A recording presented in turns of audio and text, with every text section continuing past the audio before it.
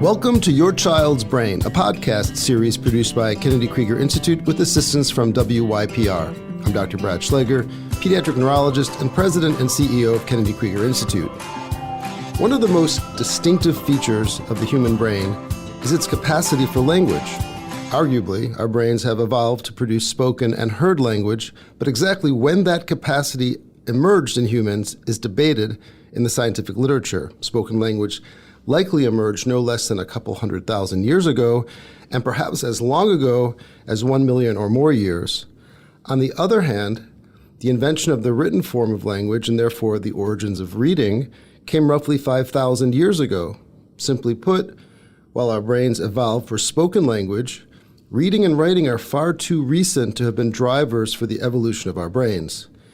And it has only been in the last several hundred years that human society has put such a premium on the value of reading that large portions of society learn to read.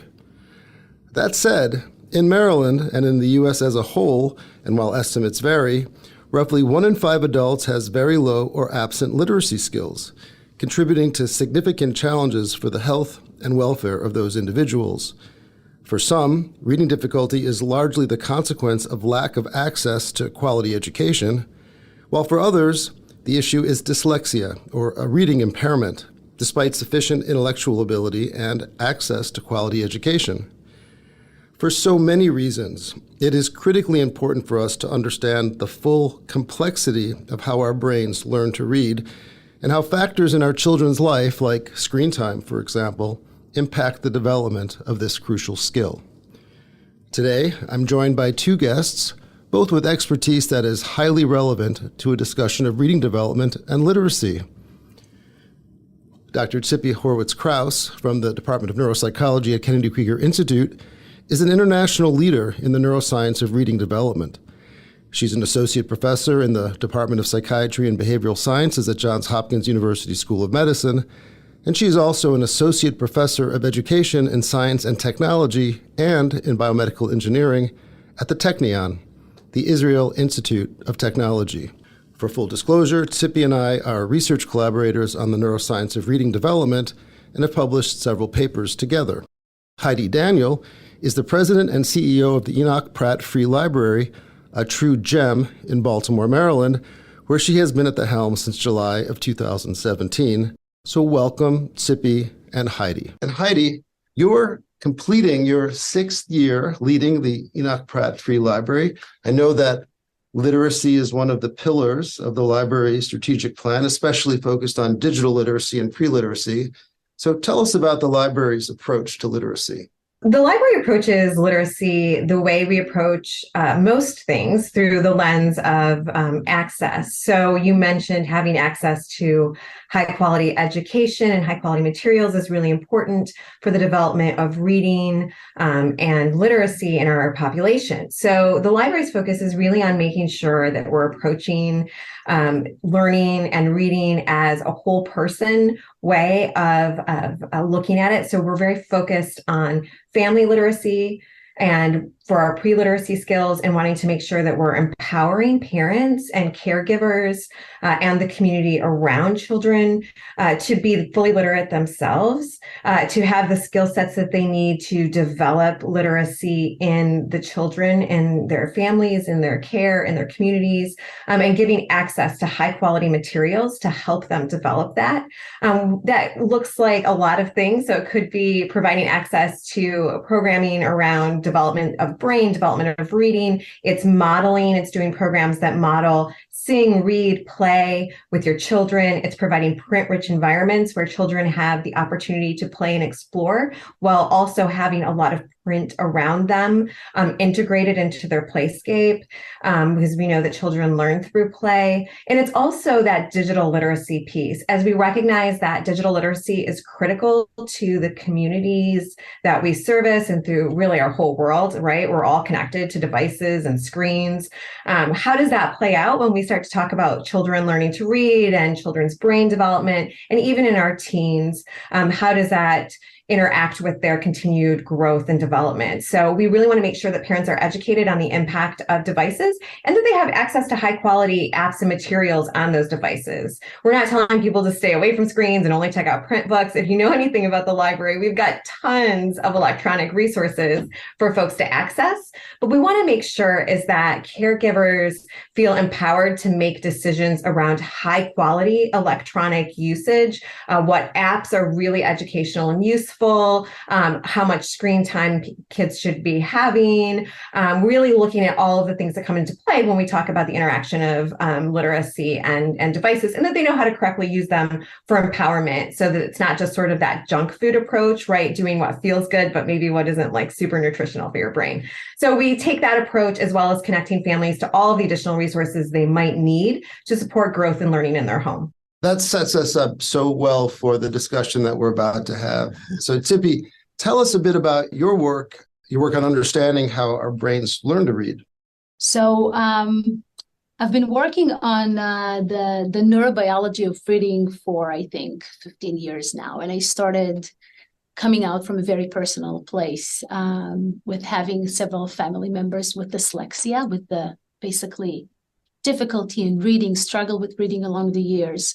And I saw that aside to, wonderful thinking skills, great intelligence, great ability to, manage in your environment. And it kind of struck me, how can it be? How can these intelligent individuals struggle with this ability that most of us are doing so naturally? So I started digging in, and during the academic journal that I'm having for many years, I started looking for biomarkers for reading difficulties. And we started looking at different neuroimaging tools, so tools that helps us to understand how the brain works. And we found that individuals with dyslexia, when they're adults, their brain basically does not recognize that they're making reading errors. And then we said, okay, let's see if this is modifiable. Can we train them to better recognize words, and can their brain actually realize that they made errors, reading errors? And we found that the brain is plastic. So we moved on to kids, and we found that the kids' brain, even if they have dyslexia, is even more plastic than the adult brain that has dyslexia. And so in the past years, aside of the work that we are doing with children with dyslexia and reading difficulties, and we will talk more about it, we started looking at younger kids at pre-reading age. And we're trying to see whether we can minimize reading difficulties. And for a matter of fact, not only reading difficulties, let's make all kids love reading, because this is one of the most enjoyable activities that kids can do themselves and definitely can do with their parents. As I mentioned earlier, human spoken language dates back on the order of probably 100,000 or a couple 100,000 years ago. But written language, and therefore reading, it's really been around just 5,000 years. So what are the implications of how relatively new reading is for the human experience, and how does that affect the way you think about investigating the way the brain learns to read? This is an amazing question, and there is a lot of literature about it that relates to this whole process as recycling these brain networks that were originally aimed to listen, to see, to pay attention to things in order to work together so reading is accomplished. And I think when we're talking about recycling these networks, and this is a term coined by a researcher named Dehane, 2009, we kind of understand that maybe not all people can recycle these networks. And maybe these brain networks cannot be recycled as easily for everybody. And that only emphasizes how much this process is not really intuitive, which means that in order for these networks to be active together, in order for us to see the words, to listen to the words in our thought, right? And to pay attention to the words, then the timing of this activity needs to be very, very precise. And the teaching or the tutoring of this process needs to be very explicit. So it's not intuitive for all kids. So along those lines, what does the research tell us about the best approaches and at what ages it's best to introduce a child to reading? Oh, wow. So if you go back to the American Pediatric Association, they will tell you that a child should be exposed to reading from birth, basically. And if we talk about these brain regions that are related to reading, which are visual regions, auditory listening regions, attention regions, meaning, so language and vocabulary, these brain networks are really ready to perceive this information at birth. And so I think that a fine stimulation of these brain regions using storytelling in a different way that matches the child age, using different methods like as motherese, so speaking in a voice or reading the story in a voice that the young child can listen and process.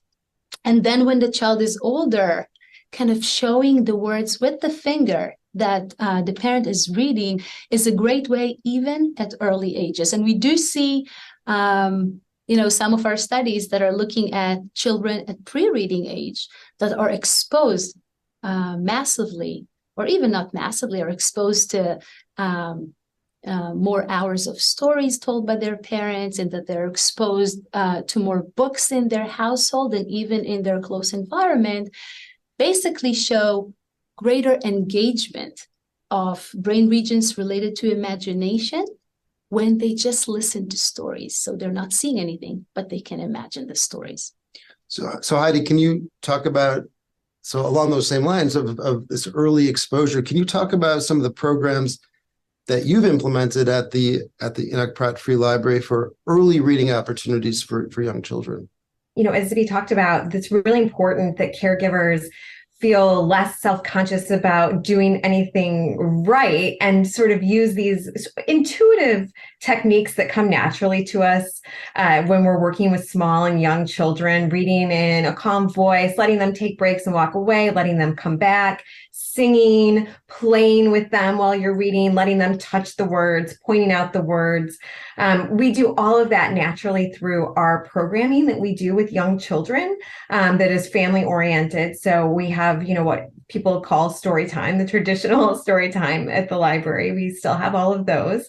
And then we also do some extra programs. We have a program called Books for Me that's been quite successful that really focuses in on groups of parents that partake in a cohort together. And from their child's very young, we love to start at birth, right through as their children get older, and even including older siblings in the experience of coming together and reading. And the program really focuses on that modeling of using different techniques. And there's 5 or 6 that the American Library Association really encourage parents to use that include things like singing, playing, rhyming. Rhyming is really important. And, showing the words, doing left to right, and kind of focusing in on that phonological awareness. And a lot of that can happen best through print.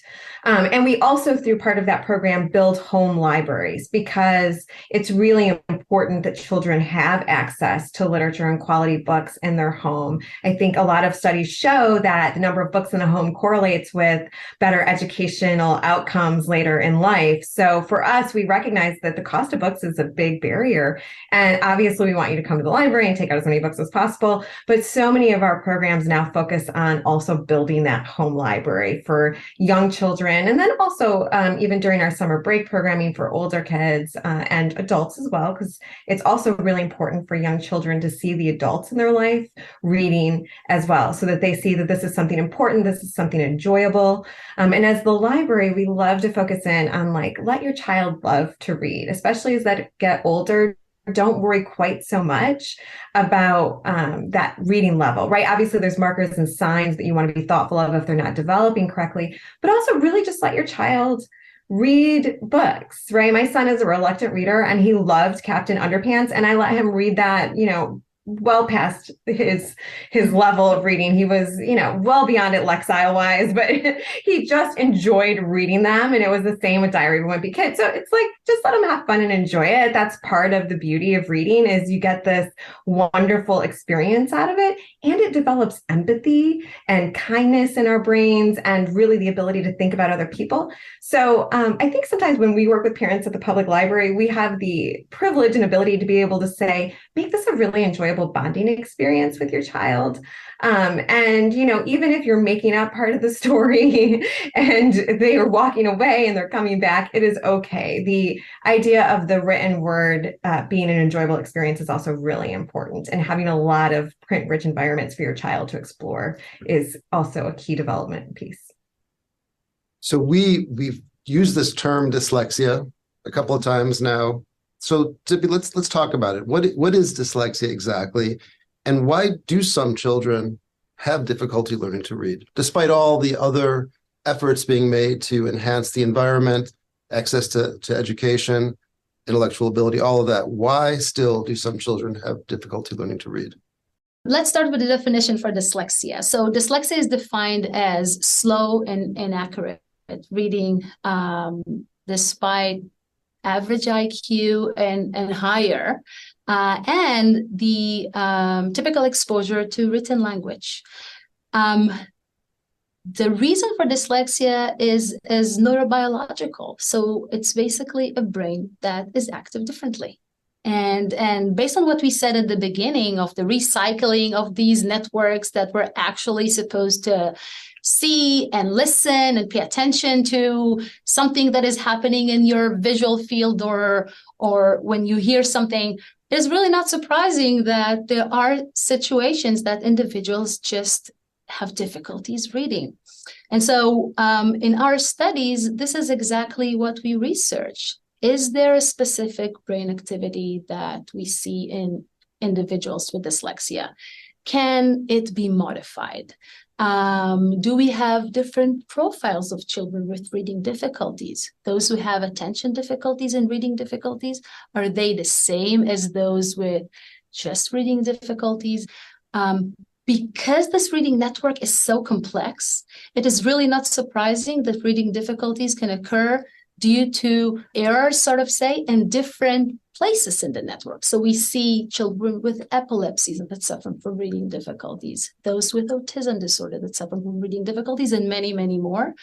And I can say that the classical finding that was replicated by several researchers is that individuals with dyslexia show a greater engagement of the right side of the brain when they read, as opposed to the average population that showed an engagement of the left side of the brain when they read. So this is a pattern that we're seeing in several studies, regardless, or in most languages, I would like to say. So how early can reading issues, such as you're describing, be identified in a child? Can you talk about pre-literacy skills and whether difficulty attaining those reading skills, those pre-literacy skills, predicts difficulty reading? So I think that Heidi touched upon some of these early markers. So if we think about reading, as I said, I think that reading starts developing when the child is born, because the infrastructure for reading start developing right there and even beforehand in the uterus. So I would say that early markers for future reading difficulties, or for the occurrence of future reading difficulties, would be related to the awareness to the tiny little sounds in language, the ability to repeat a word that you're hearing. The naming of the letters was found that the ability to name letters fast and accurately, which together is called automatically, is a marker for a future reading achievement. So these kind of markers would probably predict the occurrence of reading difficulties in the future. A significant direction of your work, and something that you and I have collaborated on over the years, is the role of executive function in reading. You talked about attention, so broadly executive function, and how that influences reading development. Can you talk about how executive functioning is linked to reading issues, and does treating executive dysfunction improve reading outcomes, for example, in children that have both ADHD and dyslexia?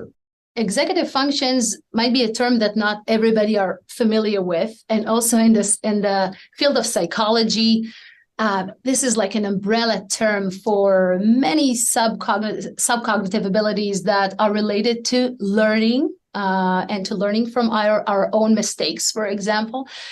So these include working memory, which is our ability to capture several items in our memory and to manipulate them.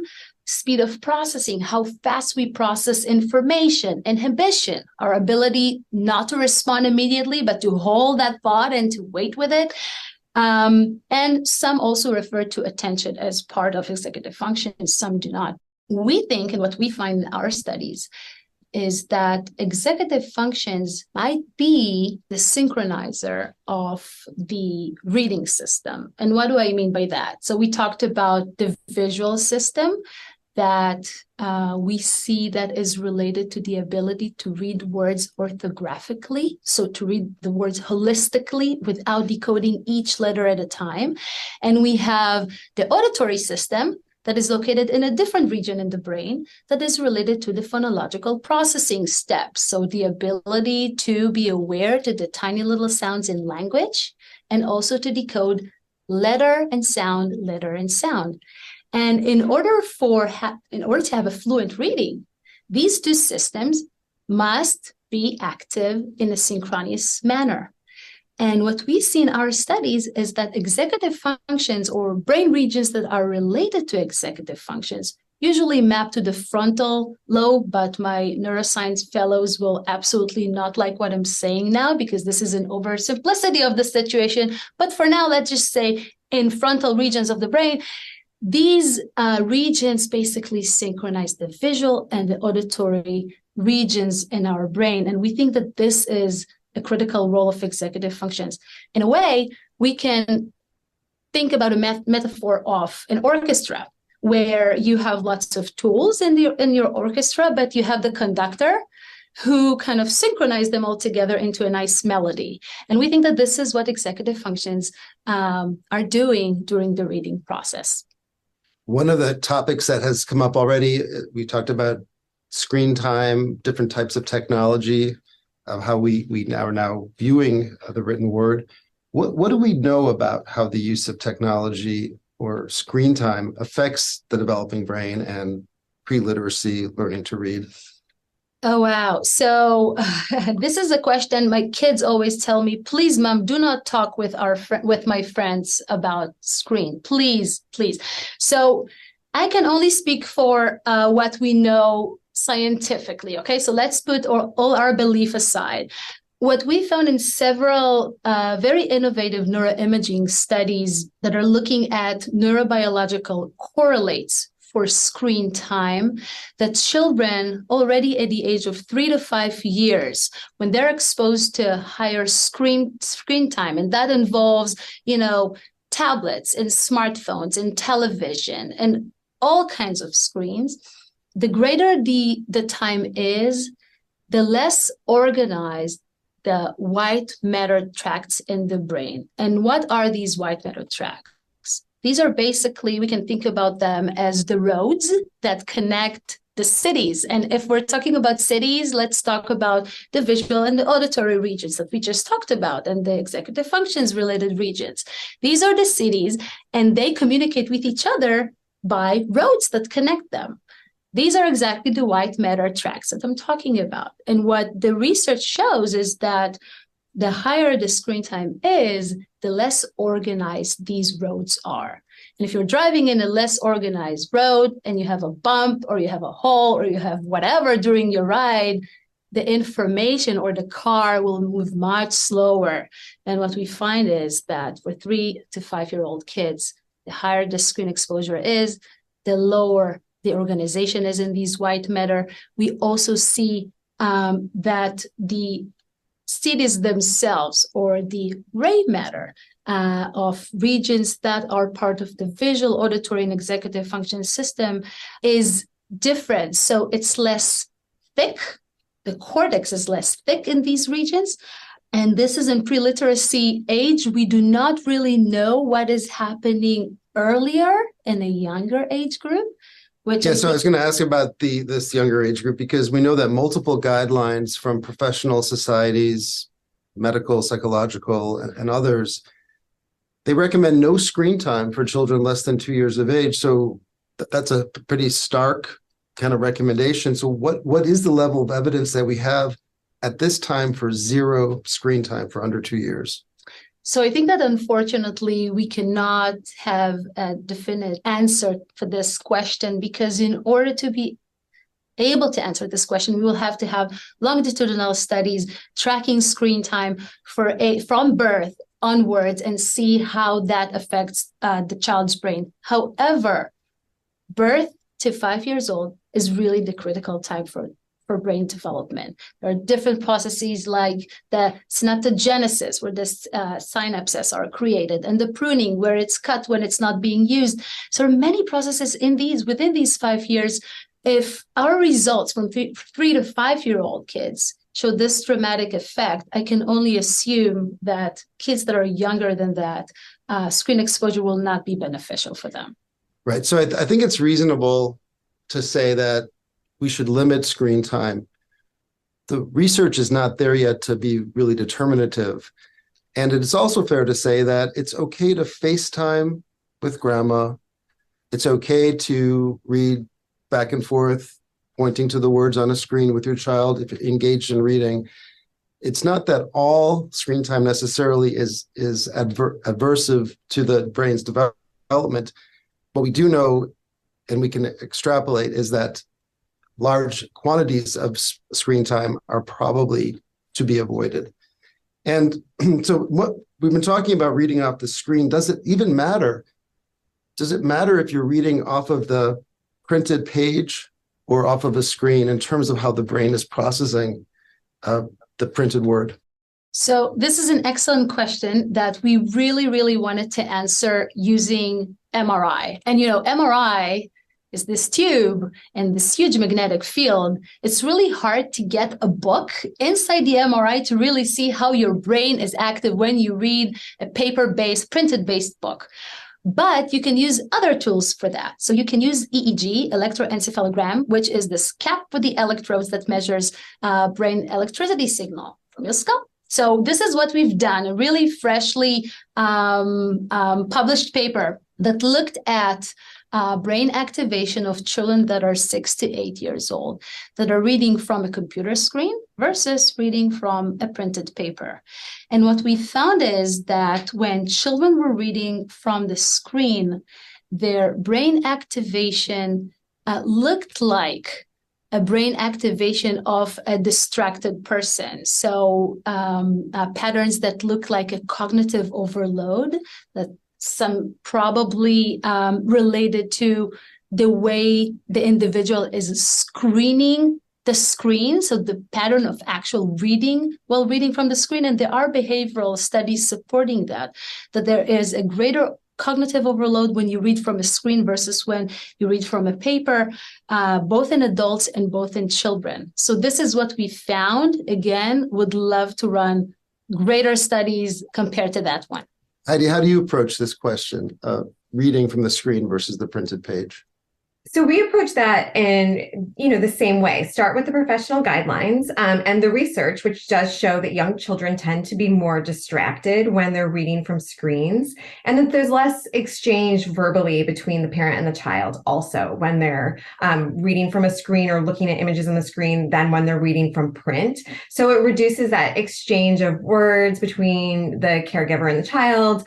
And it also means that there's less bonding going on, a little less intimacy in the reading experience, but it's very distracting when you're reading from the screen, because there are things that come along that are pop-ups or ads, and that again gets to the quality of what you're putting on the screen in front of your child as well. Most of our children's librarians have taken a lot of media literacy classes to learn how to vet and evaluate apps. So if we're loaning devices, the apps that are on those devices have been pre-vetted to make sure that they don't have pop-ups pop-ups or distracting graphics or things that would take away from the experience of reading with the child. Again, it gets back to what I said earlier about that sort of junk food approach, right? Not everything is created equal just because you can access it. And we recognize that a lot of parents are looking for those free apps.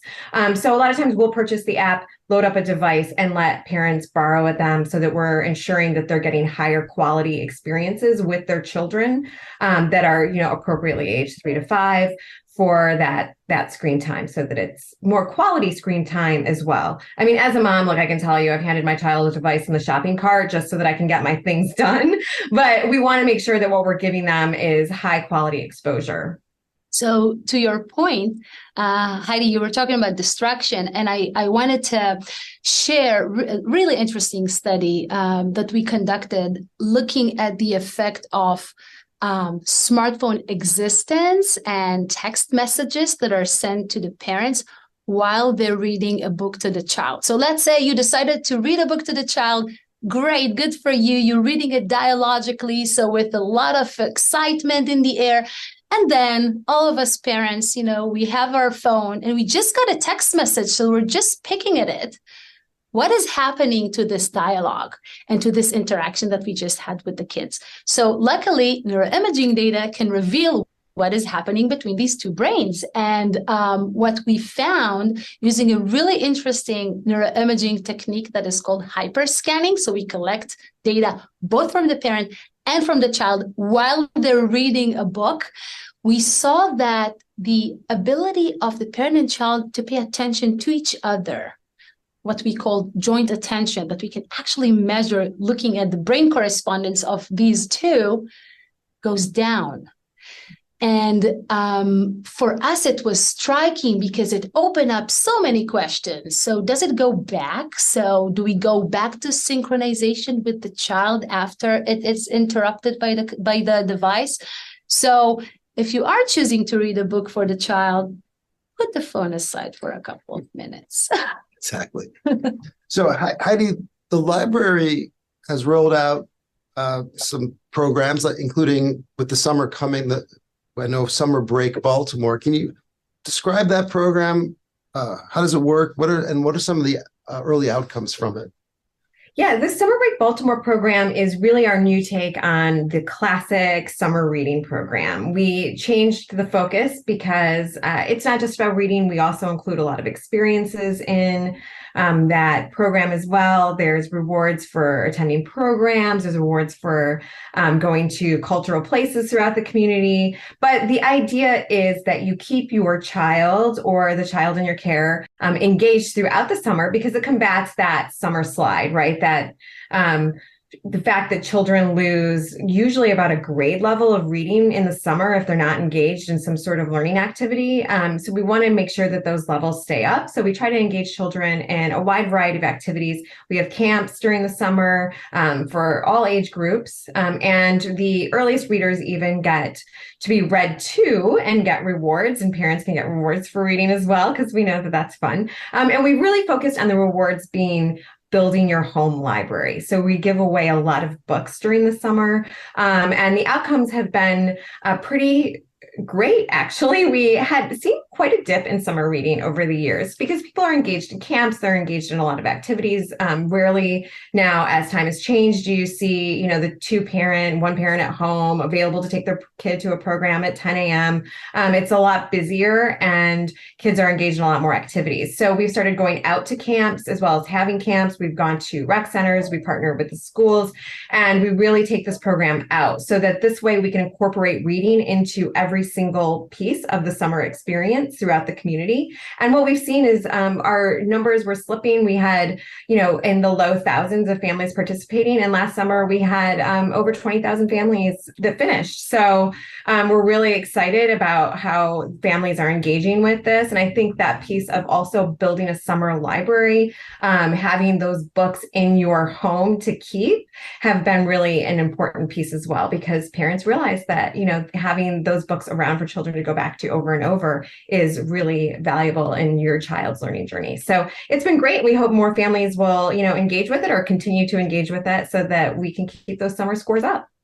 if we can, let's put a link to the library's summer books program to on our website or webpage for this episode, so we could direct families to it.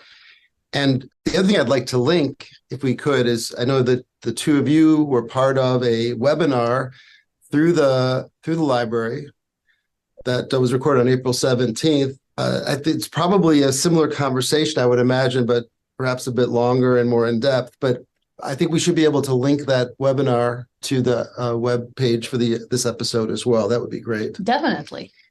Thank you both. I want to thank our guests for this fascinating discussion on reading development. We hope you, our listeners, have found this topic interesting and informative, and that you'll consider sharing this podcast and rating it. You can check out our entire library of topics on Your Child's Brain at WYPR.org, KennedyKrieger.org, WYPR.org/studios, or wherever you get your podcasts.